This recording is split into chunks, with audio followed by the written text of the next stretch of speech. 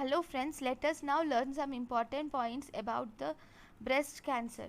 The most common histological type of breast cancer is adenocarcinoma.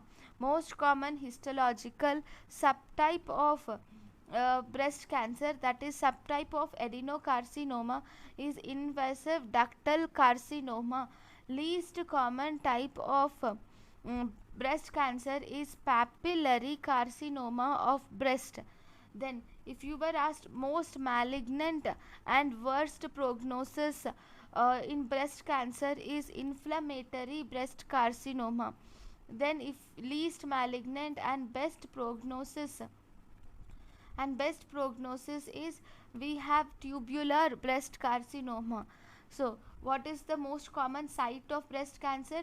The most common site of breast cancer is upper outer quadrant is the most common site of breast cancer, and least common site is lower inner quadrant is the least common site of breast cancer. Then the most common route of spread of breast cancer is hematogenous. Most common site of metastasis is bones. In the bones, mainly the lumbar vertebrae, followed by femur, followed by thoracic vertebrae. Then here, because it is bones, you will see both osteoblastic and osteolytic secondaries, but osteoblastic secondaries are more common than osteolytic secondaries. Most common cause of death in lung breast cancer is, you will see, this is because of malignant pleural effusion. Then now, pathway of spread. First we have breast cancer cells. These breast cancer cells will invade the posterior intercostal vein. From the posterior intercostal vein, these will invade the Batson plexus. In the Batson plexus, from Batson plexus, these will invade the lumbar vertebrae and also dural venous sinuses. From the dural venous sinuses, they will invade the leptomeninges, from there to brain. So there are some one-liners. Most common primary which is responsible for leptomeningeal metastasis is carcinoma breast. Most common primary responsible for metastasis in brain, it is carcinoma lung, followed by carcinoma breast. Now, the clinical features. In the clinical features, the breast presents with a lump, and advanced cases there will be asymmetry. There you will see the presence of asymmetry of the breast. You will see skin fixation to the breast will be fixed to the skin, or it is fixed to the chest wall. There can be nipple involvement. If there is nipple involvement, we will see retraction of the nipple or deviation of the nipple or ulceration of the nipple is seen. Other symptoms like backache, body ache, headache, jaundice and anorexia and weight loss are also seen. Then we have body orange appearance. Body orange appearance is the most conspicuous sign of breast cancer. It occurs due to the when the tumors enter the lymphatics, leading to lymphatic obstruction, which will lead to the cutaneous edema. We call it as powdery orange, edema of skin.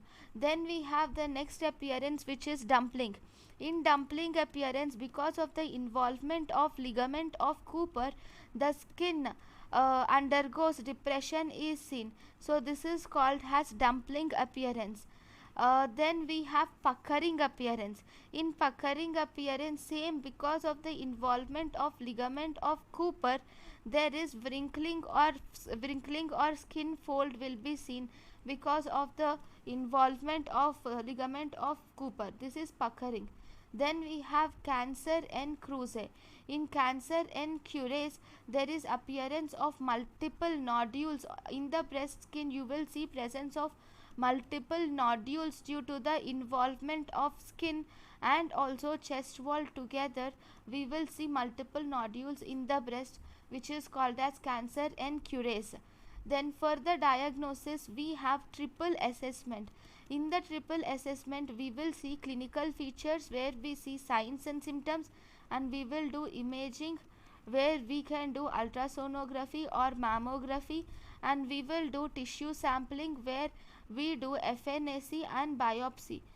The most this triple assessment has the positive predictive value of 99.9%. One liners in investigation. First investigations done in suspected breast cancer is mammography. Investigation of choice of breast cancer is biopsy or true cut biopsy or core cut biopsy or needle biopsy can be done. Then we will have to see the differences between FNAC and biopsy. In FNAC you will see that the needle size of the needle in FNAC is 22 to 26 gauge. In biopsy it is 14 to 16 gauge. FNAC in an for FNAC experienced cytopathologist is required. For biopsy diagnosis can be made easily. In FNAC there are high risk of false positives or false negatives. And one more important thing in FNAC is we cannot differentiate between ductal carcinoma in situ and invasive ductal carcinoma, but in biopsy we can differentiate between ductal carcinoma in situ and invasive ductal carcinoma. This FNAC we cannot assess the hormone receptor status, but in biopsy hormone receptor status is easily assessed. Biopsy is more painful when compared to FNAC. Then if we see some important points about mammography. Mammography is the investigation of choice for breast cancer. This is started at the age of 45 years, and annual mammography is recommended. We do as radiation, we do an X-ray which is called as Bremsstrahlung X-ray is used in mammography, and the radiation exposure in mammography is 0.1 centigrade per second, per study, and one mammography is equal to 4 chest X-rays. Then we have a compression paddle which moves up and down, and that compression paddle will compress the breast tissues so that this will help the lesions to be appreciated better for flabby breast. Then we have in the breast cancer two views. One we have craniocaudal view, second we have mediolateral oblique view. In craniocaudal view the medial aspect of the breast is better assessed. In mediolateral oblique view we can see most of the breast or maximum amount of breast is assessed. In craniocaudal view breast compression is also assessed. In mediolateral oblique view axillary tail of Spence is also assessed. Then advantages of breast carcinoma, advantages of mammography. Advantages of mammography is to diagnose some non-palpable cancers. We can also diagnose malignancy at early stage. Even we can diagnose increasing survival to be more than 33% due to early detection of breast cancer. Once you detect the breast cancer early, then the survival is increased to more than 33%. And in mammographic film you can see the retraction or deviation of the nipple, skin thickening is seen, and also obliteration of retromammary space is seen. We can see microcalcifications or opacity are seen on mammography. Then in the mammography we can differentiate the lesions between benign lesions and malignant lesions. If the benign lesions, you will see smooth, irregular, homogeneous masses with low densities are seen in benign lesions surrounded by a thin halo, whereas in malignant lesions you will see irregular stellate or spiculate or you will see comet tail artifacts are seen, which are heterogeneous and they are high density and they have wide halo to them. So these are the malignant lesions. and in below benign lesions you will see microcalcification. Benign lesions you will see macrocalcification. In malignant lesions we see microcalcification. There are no associated lesions in benign carcinoma. In malignant it is associated with nipple retraction or skin thickenings or obliteration of retromammary space. So all these are seen in malignant breast cancer. Now if you see the breast reporting system, in the breast imaging reporting system and data, you will have categories, BI-RADS. This is called as BI-RADS. This is breast imaging reporting and data system. In breast imaging reporting and data system we have 6 categories. 0 category, where there is incomplete assessment, risk of malignancy cannot be detected. In category 1, mammography is negative, so you will have up to annual mammography is recommended, risk is 0%. And in stage in category 2, there is benign lesion and annual mammography is recommended, and the risk of malignancy is again 0%. Then stage 3, category 3, it is probably benign, and here short term follow up is indicated, and here malignancy risk is 0 to 2%. In 4, it is suspicious, and in this biopsy suspicious, and here biopsy is recommended. Okay, and here this is divided into 2 types. One, it can be low suspicion, 3 types: 4A, 4B and 4C. Low suspicious, or it can be moderate suspicious, or high suspicious. In all these cases you will do biopsy. If it is low suspicious, then the risk factor is 0 to 10%. Moderate suspicious, it is 10 to 50%. High suspicious, it is 50 to 95%. And the 5th is, here it is suggestive of malignancy, not positive, actually suggestive of malignancy. Then in this you will have to do biopsy again. Here the risk is 50 to 95%. Then 6th is biopsy proven malignancy. Then it is obviously malignant. Then role of MRI in breast cancer. MRI is actually in investigation of choice for screening of breast cancer in high risk females. High risk females are those who have positive family history of breast cancer, or who have BRCA mutations. MRI is also investigation of choice in implant related complications. Then MRI is also investigation of choice to differentiate scar versus breast benign lesions. We will do MRI. Then role of ultrasonography.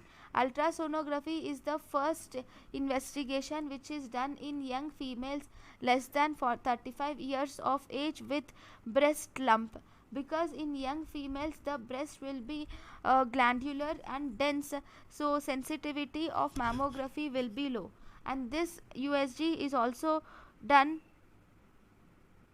Yeah, that is the only indication. Then role of PET. In PET or positron emission tomography is the investigation of choice for distant metastasis. This will differentiate the recurrent breast cancer from scarring and fibrosis and necrosis.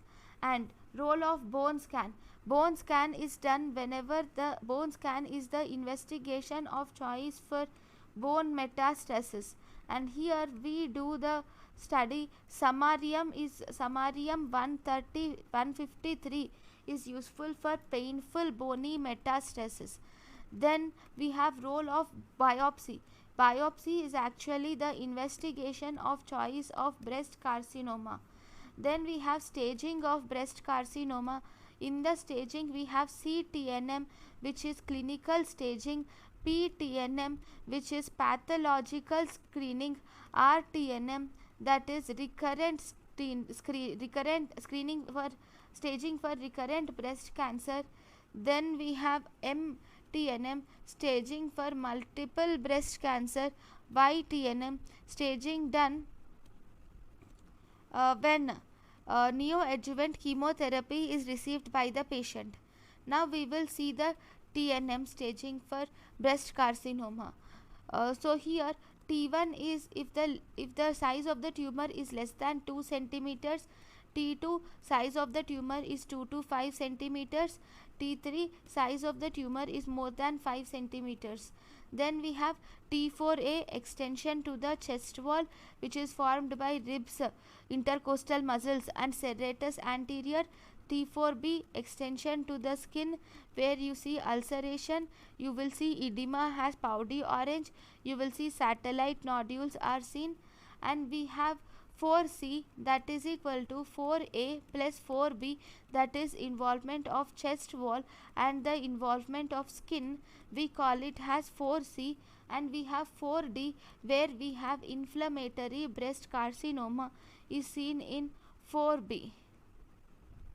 In T4, which we do not include, is involvement of dermis alone is not seen in T4. Nipple retraction and deviation does not include in T4. Involvement of pectoralis muscles is not seen in T4. Then if you see the nodes N1, where metastasis to ipsilateral axillary lymph node 1 and 2, and the lymph nodes are mobile. Then N2, metastasis to ipsilateral axillary lymph node 1 and 2, but here they are fixed and matted together. Then we have N3, N2B, this is before it is N2A, now it is N2B. N2B, you can see clinically apparent internal mammary lymph nodes which are detected by clinical examination or gross examination. Then we have N3, again we have N3A, where there is metastasis to ipsilateral infraclavicular lymph node. Then we have N3B, where there is metastasis to ipsilateral axillary and internal mammary lymph nodes. Then we have N3C, where there is metastasis to supraclavicular lymph nodes. Then we have metastasis M0, no metastasis. M1, distant metastasis is present. So based on this we can do staging. In the stage 1 is T1. Stage 2A, it is from T0 to 1 and N1 and T2. Okay, then stage 2B, we have T2, N1 and T3. Stage 3A, in 3A we have T0 to N2 and stage 3 N1 to 2. Then we have stage 3B, which includes T4, node 0 to 2, and stage 3C. T can be any, but if there is N3, then that is stage 3C. Stage 4, any T, any N, but if there is metastasis is present, then that is stage 4. If there are two lumps are present in the same breast, then staging is done on the size of the bigger lump. Then if the lump in each breast should be staged separately, and breast if lump involvement of contralateral lymph nodes, then that means there is metastasis. So these are the clinical features and diagnosis. In the next class we will learn about the treatment. Thank you for watching.